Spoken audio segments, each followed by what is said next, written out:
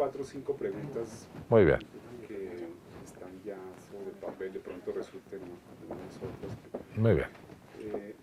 Primero sería, ¿cuál es el balance de la televisión en Colombia en estos 60 años? ¿No? Sí.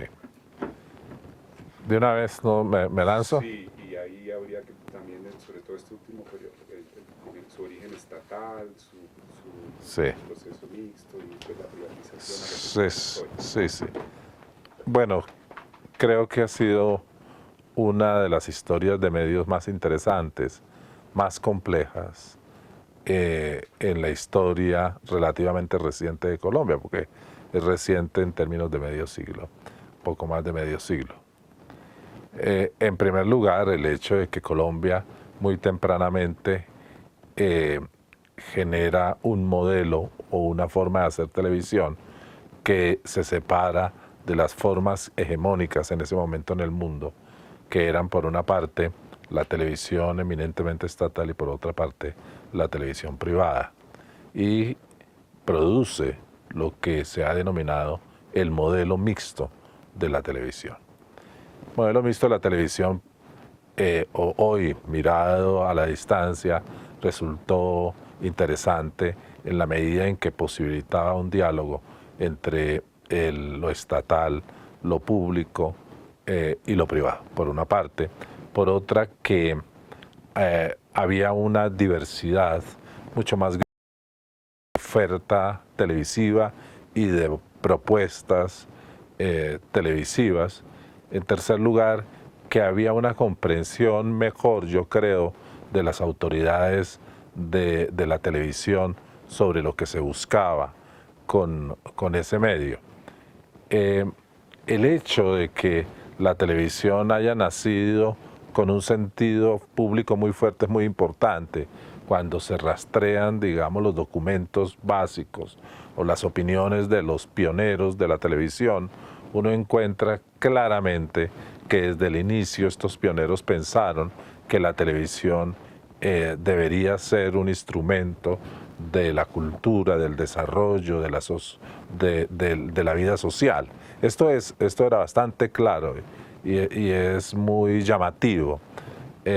También había, por supuesto, los escarceos de lo privado muy tempranamente, porque las agencias de publicidad inicialmente fueron las que vieron la importancia que iba a tener la televisión, quizás no toda la importancia que ha tenido, cuando hoy en día, todavía creo que no va a ser así en el futuro, la televisión es el principal aportante en términos de publicidad, el medio por el que más circula la publicidad, por lo tanto, el negocio de la televisión.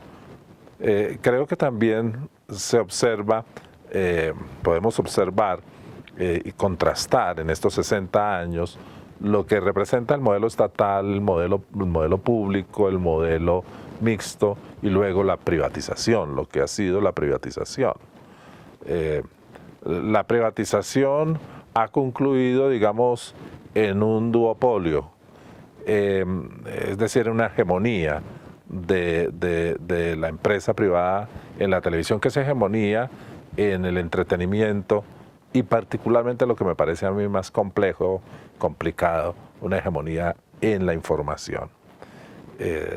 Los embates y las peleas porque no entren otros actores a el negocio de la televisión es una cosa sorprendente.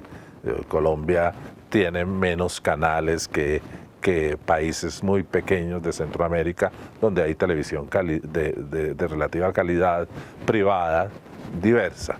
En ese sentido, yo creo que pronto tendrá que romperse ese duopolio y romperse no solamente por motivos de la industria, el desarrollo de la industria televisiva, sino también por las transformaciones de las tecnologías que ha llegado a la televisión.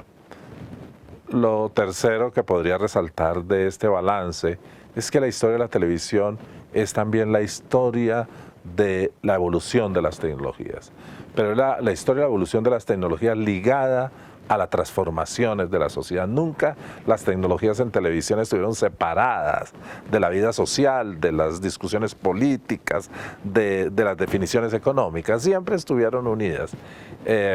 Y la televisión ha tenido la sorprendente posibilidad de mostrar, de estar al lado de la evolución tecnológica. Porque una cosa era el apuntador electrónico y otra cosa era el color de la televisión y otra cosa es hoy la televisión en el soporte digital, la televisión digital terrestre y todas las formas tecnológicas de la televisión que vendrán hacia el futuro. Pero también se puede destacar, yo creo en este balance de los 60 años, que la historia de la televisión es una historia de las narraciones del país. En ese sentido, la televisión cumplió un papel portentosamente importante en la representación del país, en la narración de estos 60 años. Creo yo, en algunos momentos, con más fortaleza que la propia literatura. Creo yo que en algunos momentos con más clarividencia que las propias ciencias sociales. La televisión entonces ha sido un testigo del transcurrir del país.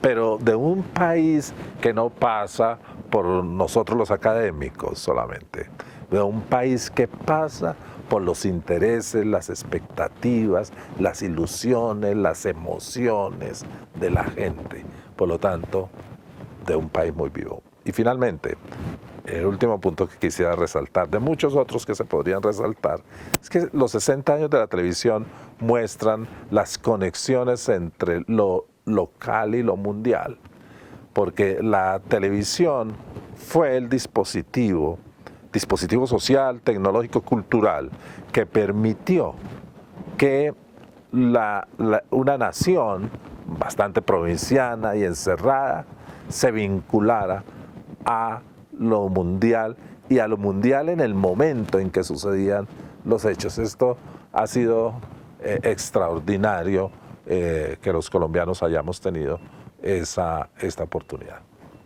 Para enlazar este balance y hablar un poco del futuro, lo que se nos viene ahora, siendo la televisión un testigo y un protagonista de la historia en estos 60 años,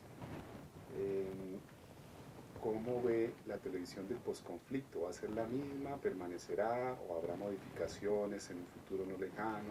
¿Tiene que ver, o es más la fuerza del mercado y la tecnología lo que mueve esto? No podremos dejar ni la televisión ni las tecnologías nuevas en las manos solamente del mercado. Es decir, de un mercado que puede tener elementos más o menos racionales, regulados, pero que también tiene una cantidad de imperfecciones y de cosas que no son reguladas. No, tiene que ser de un diálogo muy juicioso entre la sociedad, el Estado y el mercado, porque ni siquiera es entre el Estado y el mercado, solamente la conversación en la que se inscribe la televisión. Es también una conversación en que cada vez participe más la gente, participen más los grupos sociales, los movimientos sociales, etc. Entonces, a mí me parece que hacia el futuro, el reino no va a ser solamente el reino del mercado sobre los medios, entre otras cosas porque se está mostrando que las propias transformaciones del mercado han puesto en vilo a los propios medios, hasta incluso hacerlos desaparecer o replantearse muy de fondo. Es lo que sucede, por ejemplo, con los periódicos, las revistas en muchos países, en Estados Unidos y en Europa, lo que estaba empezando a pasar con algunos canales privados de la televisión, etcétera. Entonces, creo que es en esa tríada de interacción donde la televisión va a poder diseñar su futuro. No como un solo problema de mercado, no como un solo problema industrial, de industria, no solo como un problema tecnológico, también como un tema que le compete a la sociedad. Entonces la sociedad tendrá que reinventar nuevas maneras de orientar la vida de la televisión. Quiero decir, lo que en otra época pensábamos eran los consejos, las autonomías, etcétera, tienen que replantearse para poder mirar hacia el futuro de una manera armónica. Y respecto a las televisiones públicas en concreto y la política pública, realmente hubo un cambio entre la Comisión Nacional de Televisión y la NTV, y aquí ha beneficiado la liquidación de Inravisión. Yo lo escribí en algún momento haciendo un análisis crítico de las decisiones del gobierno Santos y del Ministerio de las Tecnologías, y dije que en Colombia hay un síndrome que atraviesa la historia de Colombia, en general, no la historia de la televisión, la historia de Colombia, que es lo que yo he llamado el síndrome del comunero. El síndrome del comunero es lo que pasó con el comunero en Socorro, y es que finalmente cuando ganaron los españoles sobre los comuneros, no en la memoria, no en la historia general, sino en ese momento, fue que la cabeza del comunero quedó en Socorro, y una pierna quedó en Mogotes y la otra en Charalá, etc. Es decir, lo desmembraron, como un efecto terrible de aleccionamiento, de amedrantamiento de la sociedad. Quien lo haga sufrirá lo mismo. Bien, ese síndrome ha atravesado la historia colombiana, así lo digo, porque somos especialistas no en integrar, sino en desintegrar. Entonces, ese hecho de haber desintegrado todas las agencias estatales en que se decide sobre la televisión es verdaderamente no solamente un error, sino un horror, que ya ha mostrado los problemas muy severos que se tienen. Hoy en día, por ejemplo, los canales ayer se están dirigiendo a la Comisión de Regulación de las Comunicaciones, volviéndole la espalda a la Autoridad Nacional de Televisión. Entonces se creó una deslegitimación de la autoridad. Yo creo que con eso sufren todos. Sufren los televidentes, por supuesto, por el tipo y la calidad de la televisión que reciben. Sufren los canales privados cuyas reglas de juego pues verdaderamente están siendo demasiado flexibles y móviles. Sufren los inversionistas porque piensan que si esas reglas no están claras, en cualquier momento hacer una inversión en Colombia puede ser supremamente arriesgado. Entonces yo creo que esa decisión ha impactado en muchos de los actores de la televisión, y yo creo que no ha impactado positivamente. En ese tema de regulación, donde Sí. se propone la intervención o la correlación entre Estado, sociedad y mercado, Sí. ¿sí? Estamos hablando de lo que fue la Comisión Nacional de Televisión y lo que es la Autoridad Nacional de Televisión. Entonces, ¿cómo llegar a armar ese rompecabezas que se está proponiendo, de que realmente sea el Estado, la sociedad y el mercado quienes lleguen a regular el medio? O sea, ¿cuáles serían las dinámicas que hay que impulsar desde la academia, Sí. desde diferentes sectores de la opinión, para que esos tres elementos se conjuguen y que el Estado no aparezca como la Autoridad Nacional de Televisión, sino que existan realmente entidades responsables frente al presente y al futuro de la regulación de la televisión? En esa tríada de conversación para la definición de las políticas generales sobre la televisión, yo creo que hay responsabilidades específicas. El Estado debe estar presente para facilitar la competencia, para no permitir formas de monopolio, presencias hegemónicas, para lograr que los diversos sectores que intervienen en la televisión tengan juego, para garantizar que los contenidos sean apropiados también a las audiencias, para apoyar la creatividad de los grupos independientes y sobre todo para apoyar las televisiones públicas, las televisiones regionales, las televisiones culturales, etc. Bien, hay un derrotero. Eso no se puede hacer con 10 agencias del Estado, sino se debe hacer con alguna agencia comprometida con esas tareas concretas. En algún momento se trató de hacer algo con el Procenco. No sé Sí. si usted lo conoció o lo conocimos nosotros, tal Sí. vez fuimos conocedores del Procenco. Sería bueno rescatarlo, ese Procenco sería bueno como actualizarlo, rediseñarlo. Es posible. Yo creo que hay que buscar una institucionalidad nueva, es decir, imaginar unas figuras nuevas con las experiencias positivas del pasado nuestras y las experiencias positivas de otros países. Pero es que también le competen cosas al mercado. El mercado debe tener unas reglas de juego claras, el mercado debe ser plural, el mercado debe ser diverso, el mercado debe ser de competencia, el mercado no puede ser como sucede con el mercado en este país, que es un mercado rentístico, donde una especie de parásitos grandes y muy llenos, esperan, porque tienen todas las prebendas del Estado, se sientan a esperar que las arcas se llenen. Eso no puede ser así. ¿Cómo se garantiza desde el mercado el pluralismo? ¿Cómo se garantiza desde el mercado las reglas para que puedan hacer el dinero también, por supuesto? ¿Y cómo pueden generar industria televisiva que es y será cada vez una industria más convergente? Al ser más convergente porque ahí hay que solucionar muchos temas desde el mercado que no van a ser solamente solucionados por el Estado, y es qué pasa con la televisión y los soportes, qué pasa con los derechos de la creación, etcétera. Hay muchos asuntos. Y el tercer ámbito para definir esta nueva institucionalidad es la sociedad. Es la sociedad. Yo creo que hay que hacer un balance de lo que han sido las disputas en este campo, en Colombia, porque las ha habido.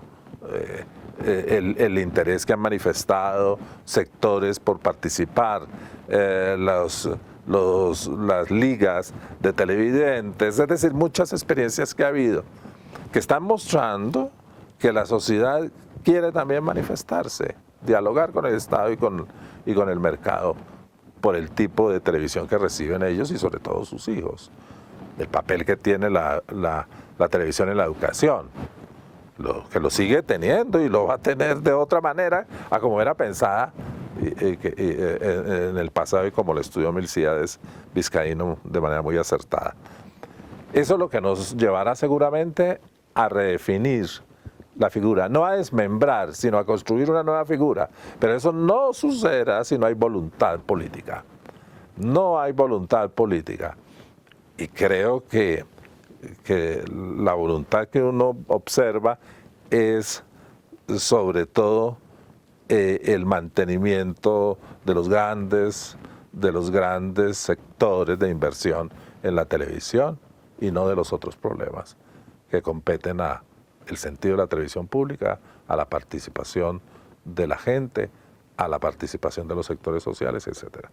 La academia no está presente en los diálogos de paz, o habría posibilidad de que la sociedad civil y la academia puedan hacer propuestas en ese sentido. Me preguntabas eso y no te contestaba, pero, por ejemplo, yo echo de menos que no hay el hecho de que no ha habido una discusión seria, juiciosa, sobre los puntos que propusieron las FARC en la mesa de negociación de La Habana sobre estos temas. Hay 10 puntos que propuso las FARC, que yo creo que tienen que entrar al debate público. ¿Qué significa esto? La pregunta tuya acerca de si hay una televisión posacuerdo. Hoy hay una discusión acerca de si debemos hablar de posconflicto o posacuerdo. Eso lo escuché hace poco y me llamó mucho la atención. El posconflicto, no hay posconflicto en la medida en que sigue habiendo conflicto. El conflicto es un dinamismo de la sociedad. Tal vez hemos llamado conflicto también muy intensamente a la situación, digamos, de tensiones sociales entre el Estado, la sociedad y los grupos insurgentes o guerrilleros. Pero bueno, algunos hablan más bien de posacuerdo. Una vez haya posacuerdo, ese posacuerdo tendrá que ver también con algunas transformaciones y algunas reformas que tendrán que ver con el campo de los medios y tendrán que ver con el campo de la televisión. Por ejemplo, uno concreto, el tema antimonopólico. Otro concreto, el tema de las televisiones públicas. Otro concreto, el tema de la expresión de lo local a través de las televisiones. Otro concreto, el tema de si sectores que se han acogido al acuerdo deben tener alguna forma de participación en televisión, en programas de opinión, etcétera, debido a que si no las tuviesen entrarían en una desventaja muy fuerte. Todo eso la sociedad tiene que discutirlo, lo tenemos que discutir. Eso es lo que significa también que habrá que discutir mucho sobre televisión y medios en general e internet en el posconflicto. Sí. ¿Cuáles son las nuevas narrativas audiovisuales en la web y qué tanto será desplazada la televisión? Digamos una cosa, yo creo que, por ejemplo, la televisión vive una era de oro, vive una siguiente era de oro. Es curioso eso. No estoy hablando de la televisión colombiana, me refiero particularmente a la televisión en Estados Unidos. La televisión en Estados Unidos está viviendo una etapa brillante de desarrollo, sobre todo en términos de lo que son las series hoy, en la producción de series en los Estados Unidos. Es decir, si hubo una época brillante en el momento del show de Lucy, por ejemplo, de lazos familiares, hoy es realmente una industria de una creatividad extraordinaria.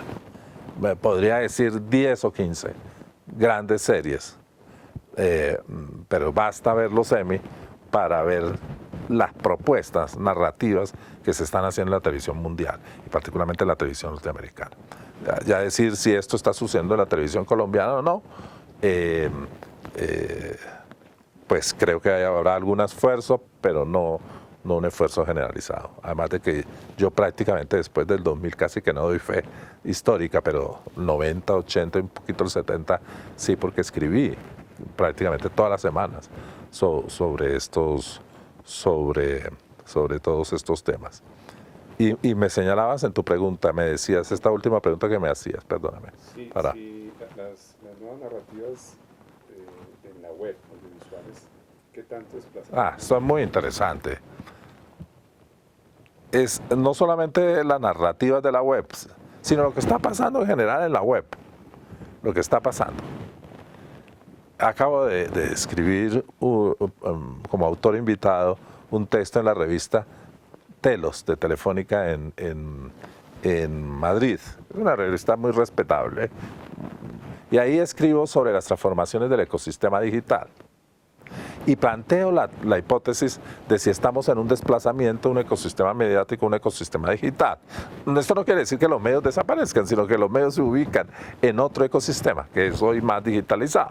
En televisión habrá televisión digital, pasa por soportes electrónicos, se puede ver en internet, yo puedo hacer programación propia, puedo mandar attachment, programas de televisión de un lado para otro en cualquier momento, etc. Bien. Y tuve una enorme fortuna. He tenido unas fortunas en términos de mis estudios notables que debo agradecer. No tanto al azar, porque al azar hay que agradecerle, como algunas instituciones, pero por ejemplo yo participé en los estudios de lectura de Colombia en el 2000, en el 2005, en el 2012, he sido intérprete en los tres, pero es que ser intérprete en los tres significa que uno puede ver el movimiento. Y desde el primer día yo dije algo que lo discutieron mucho y molestó mucho, y es que había una diversidad de las lecturas. Y yo decía, debe plantearse, cuando un niño lee un libro, ¿qué significa el hecho de que lea el libro, Harry Potter, por ejemplo, y que después inmediatamente, incluso simultáneamente, esté leyendo en televisión? Pero entonces me dijeron, no, la lectura es lectura de la tradicional, esas no son lecturas. Pero después yo seguí mostrando que la lectura está evolucionando hacia lectura digital. y entre el 2000 y el 2005 pudimos demostrar que la única lectura que había crecido en Colombia era la lectura sobre soporte digital, que se había duplicado en Colombia y se había triplicado en Bogotá. Pues bien, esa fortuna me acompaña y pude hacer el estudio sobre cultura digital 2013 de Carlos Lemoine del Centro Nacional de Consultoría y de la OEA, que lo participaron al Ministerio de Tecnologías de la Comunicación. Ya la del año 14 no participé, pero pedí los datos para estudiarlos, porque a mí lo que me interesa es que estudiarlo. Mis profesores en la Universidad Nacional siempre me dieron muchos mensajes, muchas enseñanzas, pero una de las enseñanzas que me dieron es: no hagas análisis de tendencias sociales que sean de un año. En un año no cambian las sociedades. De 5, pues alguito. Por ahí de a 10. Y eso. Bien, ahora debo decirle a mis profesores que entre un año y otro se han movido las cosas terriblemente en Colombia. En Colombia. Que lo que la televisión gastó 30 años para llegar al nivel de tener prácticamente la cobertura universal que de hace años tiene, desde los 80 ya la tiene, pero gastó un tiempo. La telefonía celular gastó 5 para llegar a la cobertura universal que hoy tiene. Pero además la presencia de toda la parte de internet, el aumento de los computadores, el desarrollo notable de las tabletas. Tengo todas las estadísticas y tengo todos los análisis de que realmente no es que va a pasar, es que ya pasó. Es que ya estamos en el asunto. Entonces la pregunta tuya: ¿y qué significa en ese nuevo ecosistema la televisión? ¿No? Significa una conmoción tremenda. Significa que llega en el momento en que la sociedad más avanzada en términos del desarrollo, digamos, industrial de la televisión está en un momento de oro. Que sería diferente si estuviera en un momento de depresión. En cambio, los periódicos no pudieron entrar ahí tan fuertemente y las tormentas lo acabaron, porque el Washington Post, que era el barco insignia de toda la naval de los periódicos, pues es comprado por el dueño de Amazon, ¿no? Eso nunca se pensaba, o que New York Times tuviera problemas, etcétera, o que algunos periódicos se terminaran. Bien, entonces, ¿qué va a pasar? ¿Qué creo yo que puede pasar? Primero, hay un replanteamiento de la economía y de la industria televisiva en el entorno de la Internet. Segundo, la televisión va a aumentar la presencia a través de los soportes tecnológicos. Tercero, Internet será uno de los grandes campos de circulación de las televisiones, ¿no? Mientras nosotros esperábamos que hubiera una democratización de la televisión, ¿no? La tecnología facilitó que hoy en día me siente y vea un programa que está o en Nigeria o en Bolivia o perfectamente. O sea, lo que no hicieron los gobiernos nunca, de buscar, por ejemplo, democratizar la televisión y permitir una televisión, por ejemplo, que circulara por toda América Latina, que podrían haberlo hecho, no lo hicieron. Hoy lo hace Internet y lo va a seguir haciendo la tecnología. Ahora, el punto es... Perdón, se cumplió lo del acceso al espectro. Sí, se cumple. ¿Estaba escrito? Sí, sí. No se preocuparon por hacerlo, pero el mismo desarrollo la facilita y lo va a facilitar a unos niveles que ni siquiera los podemos pensar hoy en día. Pero hay otros cambios que ya la televisión está empezando a responder, y hay unas formas de narrar y de producir hechas para la web que ya están siendo experimentadas. Es decir, televisiones que pasan por cable, que no son abiertas, están produciendo por ejemplo, series que ya están ganando los Emmy. El True Detective es una serie de HBO. No es de los canales, son de los cableros, digamos. Se están dando una serie de fenómenos ahí muy interesantes. El sistema tal como existe hoy en Colombia tendrá una fractura muy profunda. Yo le pregunté hace poco a Juan Uribe en un debate público, ¿cuánto tiempo le das al modelo? Tal cual como ustedes lo hacen, en los canales, en el duopolio. Me dijo 5 años. Y yo le dije, yo crecí, yo le daba un poquito más, porque pues, es que Colombia siempre tiene un bono. Colombia tiene un bono, pero los bonos se acaban, se cumplen.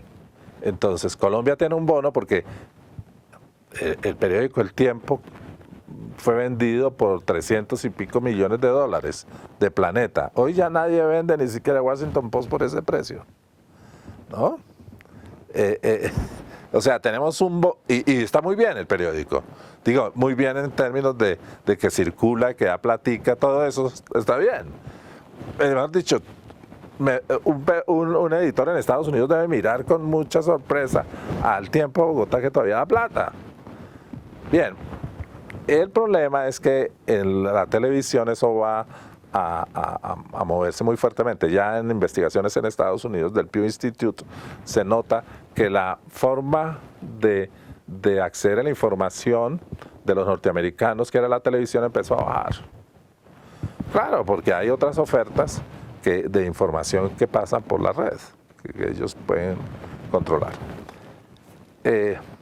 Pero la adecuación, en efecto, de la televisión al ecosistema digital es lo que va a garantizar la tercera o cuarta vida de la televisión. Ojalá que tenga más de las que tiene el gato. El gato tiene 7 y la televisión no ha tenido 7 vidas todavía. Por ahí va la tercera vida. Estamos en la tercera vida del gato, que es la presencia de la televisión en el ecosistema digitalizado. Y eso lo resuelve en términos económicos, se resuelve en términos de políticas, y se resuelve en términos de narraciones. Primero, Pedro en el Rincón decía que esta política que está implementando el ministro Molano, de los puntos... Una política del ecosistema digital debe garantizar que haya la infraestructura y que haya el acceso, mínimamente. Pero eso es solamente el comienzo. El comienzo. Porque lo importante no es eso. Es importante porque si no, yo no estoy conectado, no puedo acceder. Pero si estoy conectado y esa conexión llega y es en buenas circunstancias, etcétera, y llega a toda la gente, pues bien. Las encuestas de cultura digital que yo he estudiado muestran que, por supuesto, esta situación se da mucho mejor en las grandes capitales, en ciudades intermedias, que todavía en el campo o en cabeceras de municipios, donde hay que hacer un enorme esfuerzo. Segundo, entre el año 13 y el año 14, me parece, no es riguroso lo que voy a decir porque tendría que tener los datos a la vista, pero me parece que son como 7 puntos de crecimiento de lo que se llaman los prosumidores hoy en Colombia. Está certificado que, por ejemplo, los colombianos hacemos cerca de 12 tipos de operaciones habitualmente en la red, lo que yo llamo el chichanauta. Yo soy un chichanauta. Los chichanautas somos importantes mundialmente porque los chichanautas somos uno de los consumidores mayores de Facebook en el mundo, los colombianos. Pues bien, entre un año y otro, este estudio del DANE, de este estudio de Le Monde, demostró que la capacidad creativa de la gente, que es muy importante. Yo tengo el aparato, tengo el cable, tengo el acceso, tengo pero bueno, que es fundamental, o muy importante, digámoslo, más que fundamental. Pero después, ¿qué hago con eso? Bien, ya empezamos a detectar lo que hacen los colombianos. Y nos sorprenderíamos de lo que están haciendo los colombianos con el material. Lo que hace el colombiano con la telefonía, ¿no? habla, hace chateo, entra por smartphone a internet, toma fotografías, etcétera, etcétera. Baja videos, o lo que sucede aquí en este centro, con los niños que vienen de escuelas públicas a nuestro laboratorio, el que tenemos con la compañía Samsung. En el laboratorio los niños lo primero que dicen, ¿y esto cómo se prende? Niños de escuelas populares, de Bogotá, escuelas públicas, esto es para escuelas públicas. No vamos a agregarle más, a hacer el efecto Mateo, darle más a los que tienen más. No, vamos a darle más a los que tienen menos. A los niños de escuelas públicas es para ellos que tenemos estas tecnologías aquí en este centro. Bien, entonces recuerdo que alguien me narró que una niña decía, ¿cómo se prende esto? Y no le dijeron. Y a la hora estaba bajando videos. A la hora. Esa niña que no había tenido una tableta en sus manos. ¿No? Más bien por un proceso intuitivo que el mismo instrumento le facilita. Bueno, ya están haciendo cosas con esto, los niños y los adultos con la telefonía, etc. Eso es parte ya no del futuro, es parte del presente. Sí, me recuerda a un vendedor de la tienda VIH en Nueva York que decía que los únicos que no leían el manual sino comenzaban a mover los equipos eran los colombianos, por eso los identificaba cuando llegaban a comprar. Sí, claro. Y si se descuida le abren el aparato y se lo modifican. Sí, es parte del ser colombiano. Muchas gracias, Marco. Con mucho gusto. De pronto esto último sobre las televisiones comunitarias, que es una preocupación Sí, que siempre hemos tenido ahí, sí, y que la legislación les redujo de 15.000 a 7.000 los usuarios. sí. También va a ocurrir lo mismo que ocurrió con otras cosas, y es que, claro, es que la propia tecnología es la que va a democratizarlo. No lo hicieron los gobiernos, no lo hicieron los dirigentes políticos, lo hacen las tecnologías, ¿no? Aquí, por ejemplo, los muchachos pueden hacer cosas que hace 5 años no se podían hacer, 10 años no se podían hacer, ¿no? Con cámaras muy sencillas hacen una serie de cosas muy elaboradas. Eso lo permitió la tecnología y yo creo que todavía estamos en el paleolítico, en la época paleolítica de las tecnologías. Lo que va a ocurrir es más sorprendente. La cosa avanza muchísimo más, la televisión se llegará a las 7:10, o ya será algo como, mira ahora el radio que tenía tubos. Hay museos para la primera vida de la televisión, claro que la hay. Pero si está muy dispuesta a responder a todos estos cambios, pues tendrá más que 7 vidas, sí. Contando con que va más o menos en la tercera vida. Estamos... Es posible que sea, sí. El intento de los seres humanos por verse, por visualizar, es un intento que proviene de las cavernas. Desde las cavernas lo hicieron. Ahí. Hermano, hay una cosa, por ejemplo, en la experiencia mía, yo antes trabajaba como técnico en la televisión pública, en la empresa estatal. Hoy trabajo en la empresa privada, sí, en uno de los canales de televisión. Sí. Y hablando de tecnología, claro, ese cambio ha sido monstruoso, pero sí, se siguen equivocando los canales en adquirir esa tecnología, digamos, en la red televisiva, esa tecnología gringa, que es la que nos estamos trayendo para nuestro país. Y en menos de 2 años, una cámara es obsoleta. Totalmente. Digamos, una cámara o una consola de sonido se vuelve obsoleta. Eso de una u otra forma está perjudicando la calidad técnicamente, la calidad técnica de la televisión que estamos haciendo. Sí. ¿Qué concepto le merece eso? Porque los gringos no se ven. Bueno, pues no podemos hablar económicamente para orientarnos sobre los gringos.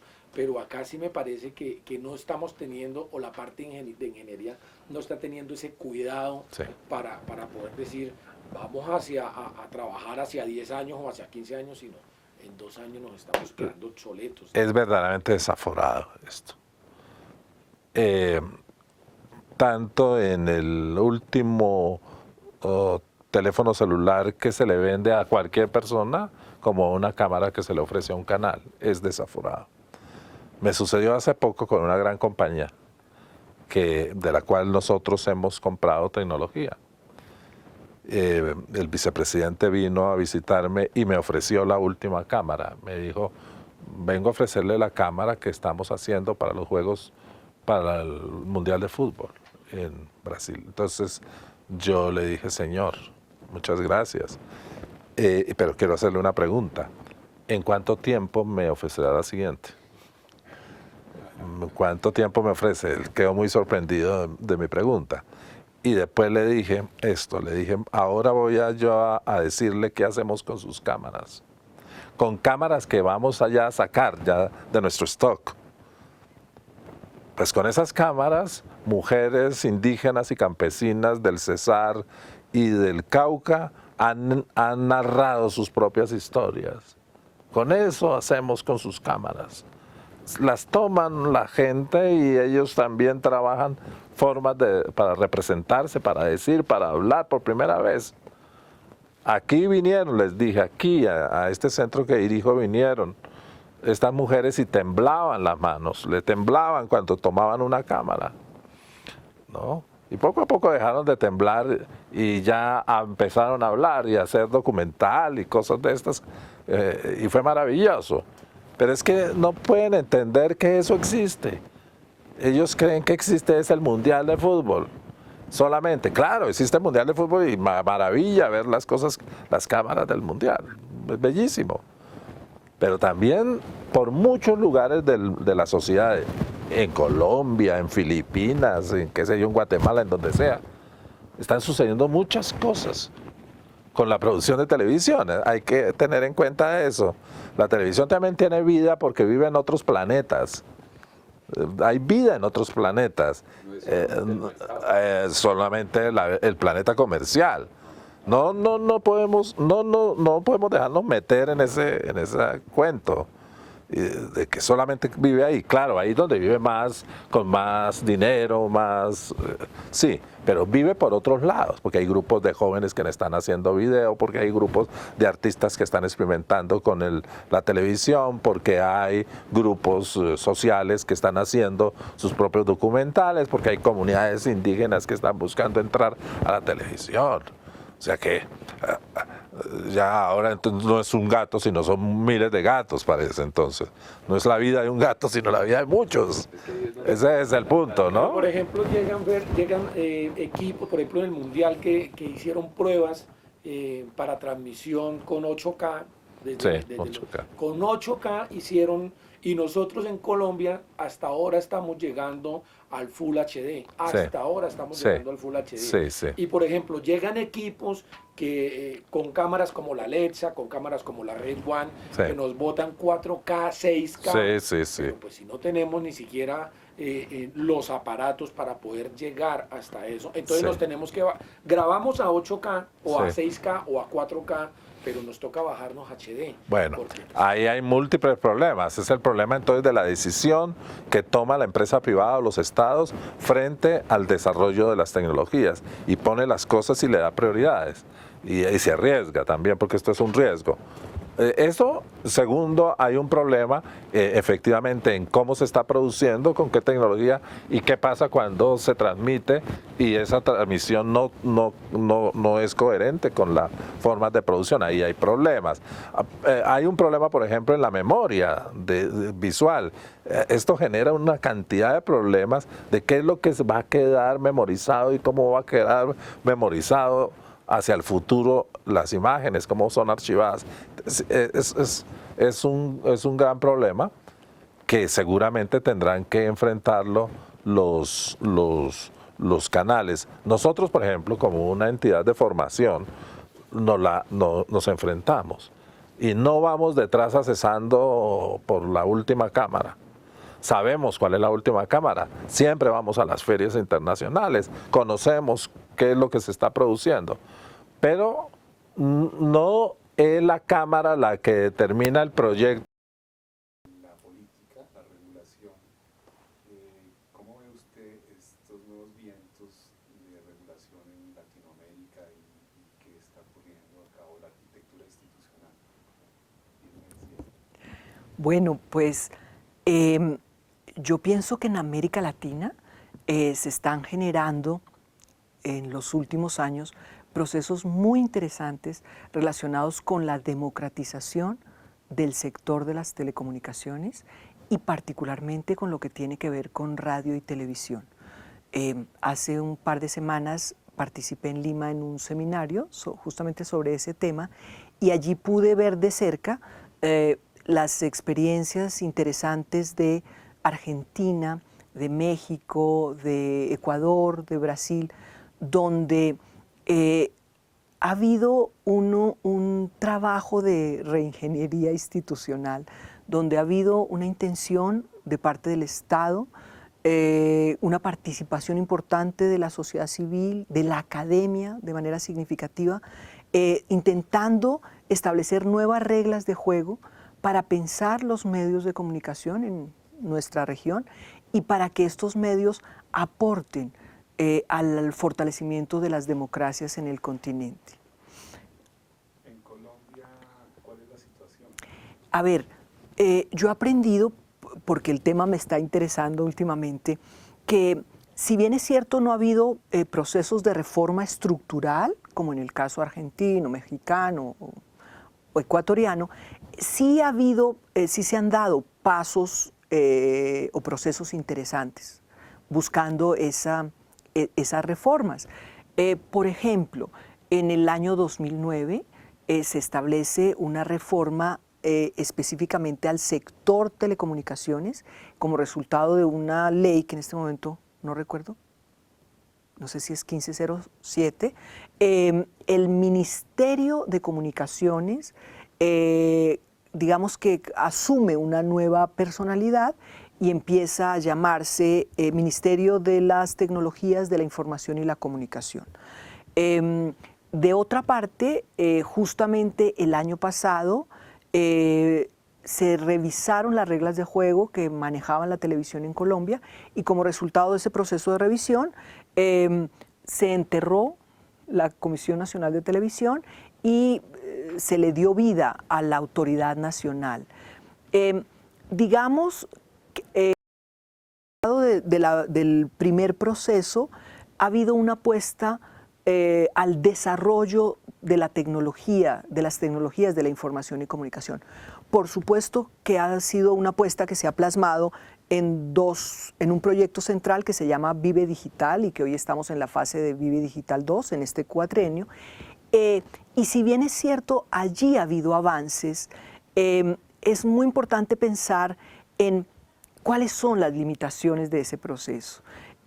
La revista Arcadia, ves que está circulando en estos par de semanas, tiene en su editorial un artículo muy interesante donde se dice: nadie desconoce la evolución en términos de tecnología, pero todavía no se ha resuelto, no se ha respondido la pregunta por lo social y lo cultural, el impacto social y cultural de estas reformas y el tema contenidos, ¿sí? Pareciera que a este ministro estrella de esta administración le preocupa fundamentalmente el tema tecnológico y la pregunta que hay que hacerse es: ¿tecnología para qué? Bien, en cuanto a participación ciudadana, ¿cuáles son las experiencias de América Latina y en qué situaciones enfrentamos nosotros? ¿Qué perspectivas habría después de un acuerdo de negociación en La Habana de que hubiese más participación ciudadana? Mira, yo pienso que en el continente hay experiencias de estados débiles y sociedades civiles fuertes, ¿sí? Y ese no es nuestro caso.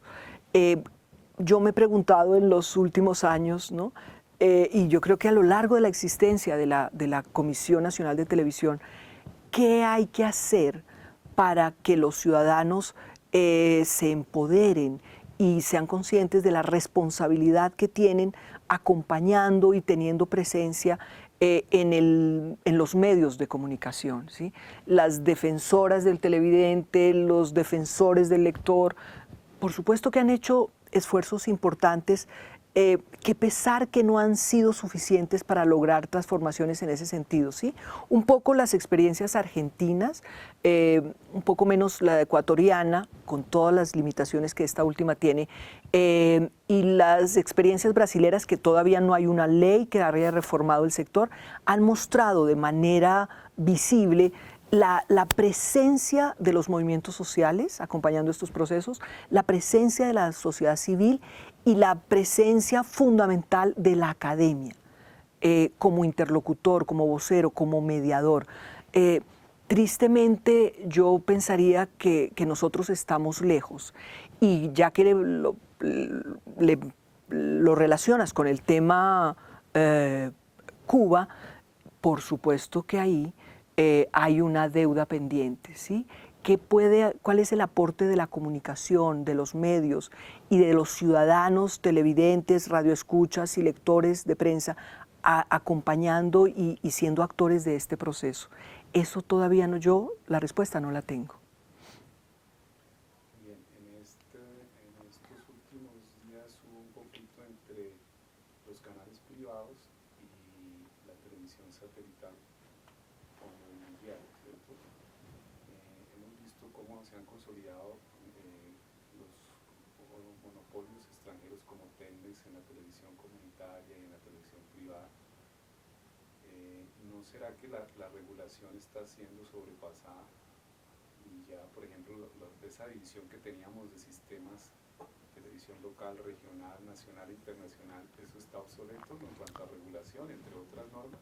Por supuesto, hay que redefinir esas reglas de juego porque ya no corresponden a estos tiempos, ¿sí? Y como no corresponden, y como de alguna manera a estos grandes conglomerados, dice la teoría o dicen las nuevas leyes que van a perder presencia, prestigio y visibilidad en países como México, un poco como Argentina, entonces buenísimo incursionar en mercados donde no hay claridad y donde no hay reglas de juego, ¿sí? Decía Rosa María Alfaro en los viejos tiempos que la mejor ley es la que no existe, y entonces, perfecto, somos el territorio por explorar en ese sentido. En cuanto a la televisión pública, ya como competidora abierta ya de la televisión privada, ¿cómo es la situación en Colombia en lo referente a Brasil, por ejemplo? A ver, yo veo que justo hace un par de semanas estuvimos en Señal Radio Colombia para hablar del tema Ibope, que es un tema que nos está interesando en la Facultad de Comunicación. Y estuvimos conversando con una persona de allí y nos contó y nos mostró cuál es ese nuevo ropaje, esa nueva imagen, ¿no?, que hoy tiene esa televisión pública en Colombia. Y bueno, podríamos decir que la oferta y los premios que se están ganando hablan de esos nuevos procesos de transformación, ¿sí? La pregunta es, bueno, y mientras eso pasa en la pública, en la privada se sigue ofreciendo más de lo mismo. En la privada el tema de la información en una coyuntura tan importante y tan compleja como esta no existe. Existen los eternos realities y las eternas comedias, ¿sí? Entonces, yo pienso que hay una apuesta, al menos como en vías de consolidación de una televisión pública, de una, no sé si un conglomerado, se podría decir, en televisión pública bien interesante.